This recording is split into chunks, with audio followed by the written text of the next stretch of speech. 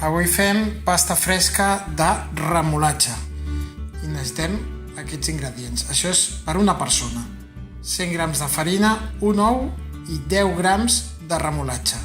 Una punteta darrere de sal i ara primer ho barregem i després ho amassarem.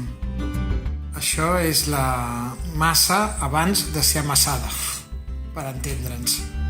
L'he barrejat, tot el que heu vist abans, ho he barrejat i ha quedat això. Ara és quan ho hem de treballar i aconseguir que tot això es converteixi en una superfície llisa. En teoria tenim uns 10 minuts per fer-ho, que no han de ser seguits. Poden fer 2 minuts, parar 1 minut, 2 minuts, parar 1 minut, etc. I després d'amassar ens queda així. Ho veieu que ha canviat molt la cosa? Doncs ara ho filmem i ho deixem a la nevera en mitja horeta. Mireu, ja tenim les làmines de remolatxa estirades, fan una pinta magnífica. Ara procedirem a tallar-les, o sigui, a donar forma als tagliatelle i en un moment ens ho menjarem. I aquí ho tenim, veieu? Ara seguirem donant-li a la manivela i anar tallant la resta de la làmina.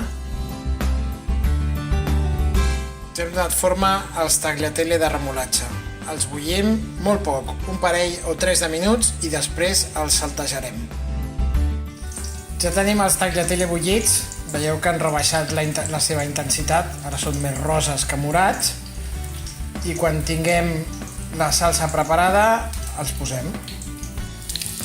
Bé, la salsa no és una salsa pròpiament dita, sinó que són uns quants allets saltejats amb un bitxo. O sigui, són uns tagliatelle all'aglio e olio e peperoncino, que dirien els italians. Ara res, en un moment ho tinc llest. I aquí els tenim ja emplatats i he posat una culleradeta de za'atar a sobre al final.